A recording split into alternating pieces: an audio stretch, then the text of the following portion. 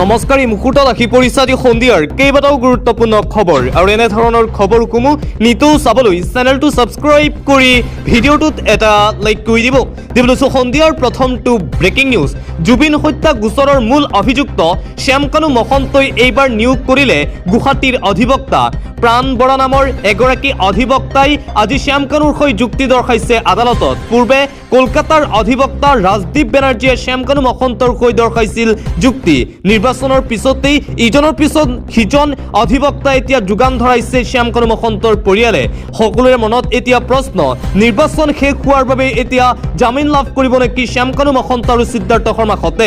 জুবিন গাৰ্গৰ হত্যাৰ সন্দৰ্ভত আজি শ্যামকানু মহন্তৰ পত্নীৰ মন্তব্য। জুবিন হত্যা কৰাৰ কোনো তথ্য প্ৰমাণ নাই আৰক্ষীৰ হাতত। জুবিনক হত্যা কৰাৰ কোনো প্ৰমাণিক নাই আৰক্ষীৰ হাতত। বিনা দোষত কাৰাগাৰত ৰখা হৈছে অভিযুক্তসকলক। দীৰ্ঘদিন ধৰি কাৰাগাৰত কাৰাৰুদ্ধ হৈ আছে অভিযুক্তসকল। জুবিনক সুৰা সেৱন কৰোৱাৰ তথ্যও স্পষ্টভাৱে দিব পৰা নাই আৰক্ষীয়ে আদালতত এই যুক্তি দৰ্শাইছে শ্যামকানু মহন্তৰ অধিবক্তা আৰু পত্নীয়ে। জুবিনৰ ন্যায় আমিও বিচাৰিছো বুলি মন্তব্য অধিবক্তাৰ। জুবিনে অসমীয়া সংস্কৃতিক বিশ্ব দৰবাৰত প্ৰতিষ্ঠা কৰিবলৈ নিজে গৈছিল। অয়ত পাৰ্টিৰ কথা শ্যামকানু মহন্তই নাজানিছিল।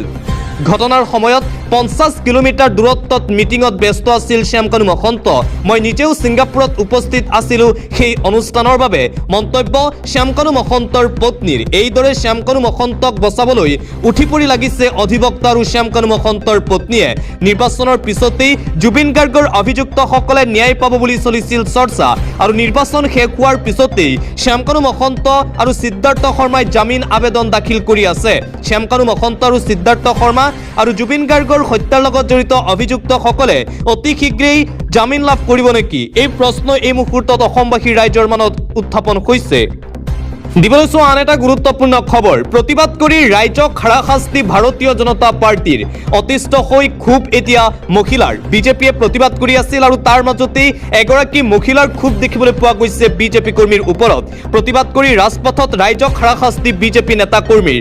অতিষ্ঠ মহিলাৰ ৰোষৰ বলি হ'ল আৰক্ষী বিজেপি নেতা।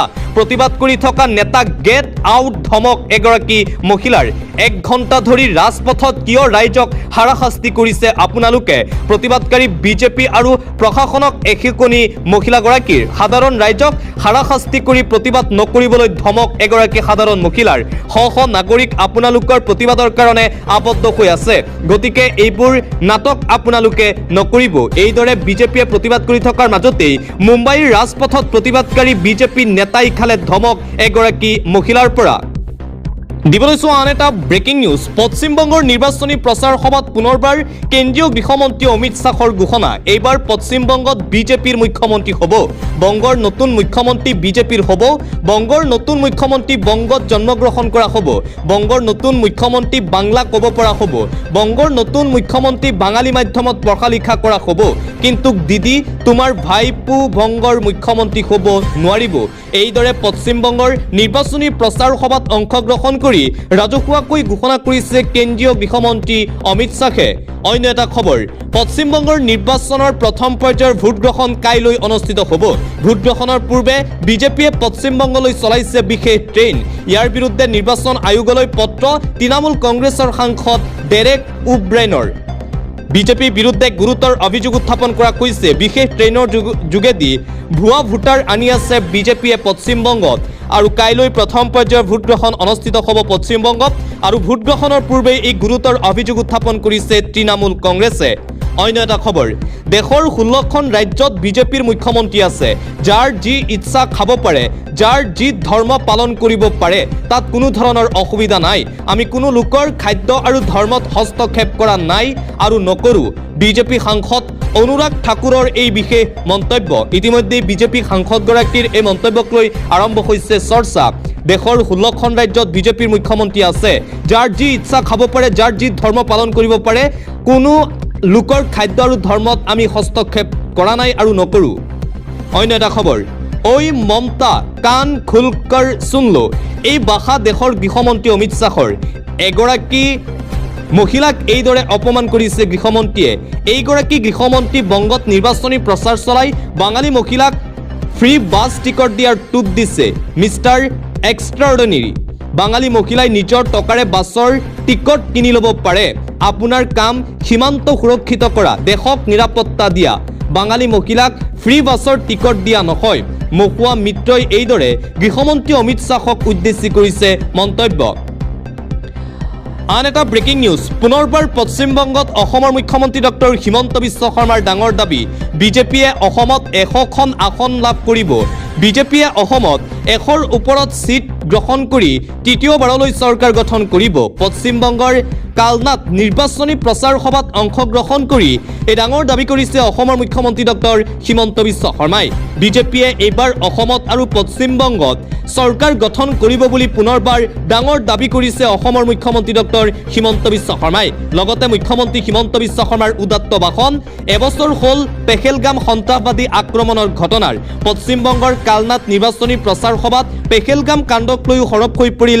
অসমৰ মুখ্যমন্ত্ৰী ডক্টৰ হিমন্ত বিশ্ব শৰ্মা পশ্চিমবংগৰ নিৰ্বাচনী প্ৰচাৰ সভাত অংশগ্ৰহণ কৰি তৃণমূল কংগ্ৰেছ দলৰ বিৰুদ্ধে পুনৰবাৰ উদাত্ত ভাষণ শুনিবলৈ পোৱা গ'ল অসমৰ মুখ্যমন্ত্ৰী ডক্টৰ হিমন্ত বিশ্ব শৰ্মাৰ পৰৱৰ্তী খবৰ যি ৰাজ্যত নিৰ্বাচন হয় সেই ৰাজ্যৰ স্থায়ী নাগৰিকৰ মেকআপ আৰু তেওঁলোকৰ পোছাক পিন্ধি ভোট বিচাৰি ফুৰা বহুৰূপী মানুহজনক পশ্চিমবংগৰ বুদ্ধিজীৱী লোকে ইতিমধ্যে বৰ্জন কৰিছে বাঙালীসকলে কেতিয়াবাই চিনাক্ত কৰি থৈছে এই মানুহজনক প্ৰধানমন্ত্ৰী নৰেন্দ্ৰ মোদীক উদ্দেশ্যি এইদৰে মন্তব্য কৰিছে কংগ্ৰেছ নেতা কানহায়া কুমাৰে প্ৰধানমন্ত্ৰী নৰেন্দ্ৰ মোদীয়ে কেৱল মাত্ৰ ভুৱা নাটক কৰি পশ্চিমবংগৰ নিৰ্বাচনী প্ৰচাৰ চলাই আছে আৰু প্ৰধানমন্ত্ৰী নৰেন্দ্ৰ মোদীক ইতিমধ্যে বাঙালীসকলে চিনাক্ত কৰিছে বুলি মন্তব্য কানহায়া কুমাৰৰ অন্য এটা খবৰ দিদি শব্দ বাঙালীসকলৰ বাবে আবেগ দিদি বাঙালীসকলৰ বাবে এক সন্মানজনক শব্দ অমিত শ্বাহ ডাঙৰীয়া আপুনি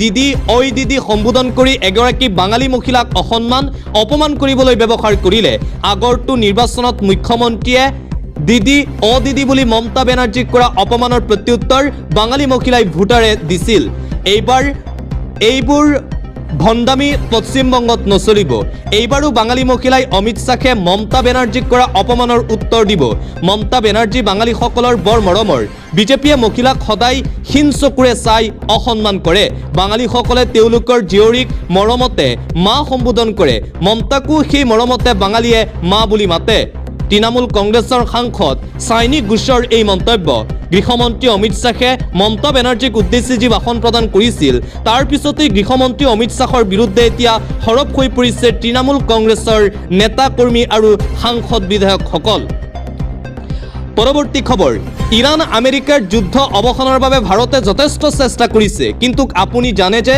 কেতিয়াবা সংকট আহিলে সমস্যা হয় সকলো বস্তুৰে সময় থাকে হয়তো কাইলৈ সময় আহিব যেতিয়া ভাৰতে নিজৰ ভূমিকা পালন কৰিব পাৰিব আৰু সফল হ'ব পাৰিব এই সম্ভাৱনা আমি নুই কৰিব নোৱাৰো প্ৰধানমন্ত্ৰী নৰেন্দ্ৰ মোদীয়ে দুয়োপক্ষৰ সৈতে বিশেষকৈ আমেৰিকাৰ ৰাষ্ট্ৰপতি ডোনাল্ড ট্ৰাম্প আৰু ইৰাণৰ ৰাষ্ট্ৰপতি মাছুদ পেছকিয়ানৰ সৈতে ফোন যোগেৰে কথা পাতি যুদ্ধৰ অন্ত পেলাবলৈ আহ্বান জনাইছে কূটনৈতিক বিষয়ত প্ৰধানমন্ত্ৰীৰ দৃষ্টিভংগী অতি সফল ভাৰতৰ ভূমিকা সন্দৰ্ভত ৰাজনাথ সিঙৰ এই মন্তব্য ইৰাণ আমেৰিকাৰ মধ্যস্থানত থকা ভাৰতৰ ভূমিকা সন্দৰ্ভত ৰাজনাথ সিঙে এইদৰে মন্তব্য কৰিছে দিবলৈছো এটা আন্তঃৰাষ্ট্ৰীয় পৰ্যায়ৰ গুৰুত্বপূৰ্ণ খবৰ ইৰাণৰ সৈতে যুদ্ধবিৰতিৰ ম্যাদ বৃদ্ধি আমেৰিকা যুক্তৰাষ্ট্ৰৰ পাকিস্তানৰ ফিল্ড মাৰ্শাল আসিম মুনিৰ আৰু প্ৰধানমন্ত্ৰী শাহবাজ শ্বৰীফৰ অনুৰোধত যুদ্ধবিৰতিৰ ম্যাদ বৃদ্ধি কৰিছে আমেৰিকা যুক্তৰাষ্ট্ৰই কিন্তু মই আমাৰ সেনাবাহিনীক অৱৰোধ বজাই ৰাখিবলৈ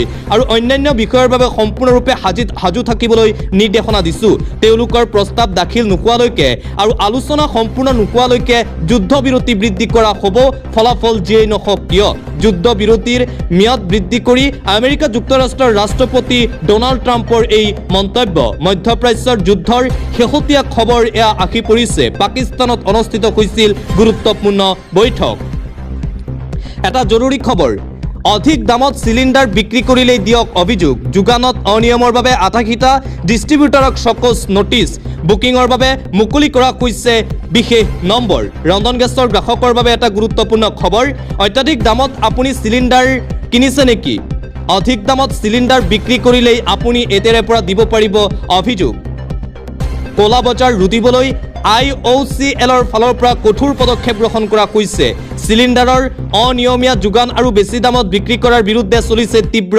অভিযান। যোগানত অনিয়ম কৰাৰ বাবে ৮৮টা ডিষ্ট্ৰিবিউটৰক চৌকছ জাননী জাৰি কৰা হৈছে। ইতিমধ্যেই নিলম্বন কৰা হৈছে ৬টাকৈ ডিষ্ট্ৰিবিউটৰক। কঠোৰ পদক্ষেপ গ্ৰহণ।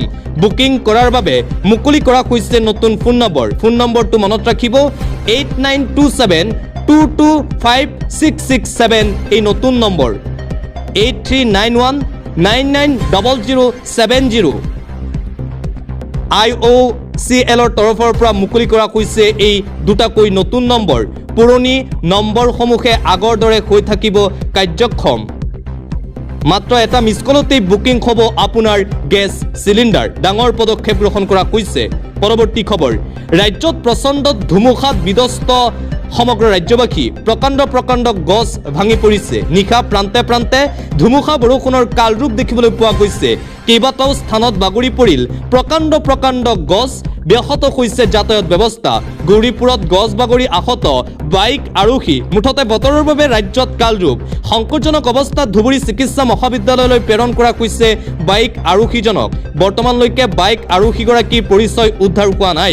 নেৰানেপেৰা বৰষুণ, প্ৰচণ্ড ধুমুহাৰ বাবে ৰাজ্যৰ প্ৰান্তে প্ৰান্তে ইতিমধ্যে ব্যাহত হৈ আছে যাতায়াত ব্যৱস্থা। বতৰে আৰু অধিক কালৰূপ ধাৰণ কৰিব বুলি সতৰ্কবাণী জাৰি কৰা হৈছে। অন্য এটা খবৰ, ৰাজ্য কঁপাই যোৱা ভয়ংকৰ দুৰ্ঘটনা। তীব্ৰবেগী এম্বুলেন্সৰ বাবে মজিবুৰ ৰহমানৰ শোকাবহ ঘটনা। ৰাজ্যৰ পথ অৱৰোধ, উত্তপ্ত পৰিস্থিতিৰ সৃষ্টি হৈছে। সমগ্ৰ ৰাজ্য কঁপাই যোৱা আন এক পথ দুৰ্ঘটনা সংঘটিত হৈছে বুলি জানিব পৰা গৈছে। ৰাজ্য কঁপাই যোৱা ভয়ংকৰ পথ দুৰ্ঘটনাৰ খবৰ পুনৰবাৰ আহি পৰিছে। তীব্ৰবেগী এম্বুলেন্সৰ খুন্দাত থিতাতে নিহত মজিবুৰ ৰহমান নামৰ এজন লোক। চাইকেলেৰে গৈ থকা অৱস্থাত মহতিয়াই নিয়ে এম্বুলেন্সখনে থিতাতে মৃত্যু হয়। নিহত মজিবুৰ ৰহমানৰ ঘৰ উৰিয়া গ্ৰাণ্ট টুবুকিত বুলি জানিব পৰা গৈছে। ঘটনাৰ পিছতেই সৃষ্টি হয় উত্তপ্ত পৰিস্থিতি। ৰাইজে পথ অৱৰোধ কৰি সাব্যস্ত কৰে তীব্ৰ প্ৰতিবাদ। এইদৰে উত্তপ্ত হৈ পৰে পৰিস্থিতি। চাঞ্চল্য বিৰাজ কৰি সমগ্ৰ অঞ্চলজুৰি। স্থানীয় ৰাইজ আৰু আৰক্ষীৰ মাজত হতাহতিৰ ঘটনাও সংঘটিত হৈছে বুলি জানিব পৰা গৈছে। কোনোমতে আৰক্ষীয়ে নিয়ন্ত্ৰণ কৰে পৰিস্থিতি। ৰাজ্য কঁপাই যোৱা এই ভয়ংকৰ পথ দুৰ্ঘটনা পুনৰবাৰ সংঘটিত হৈছে।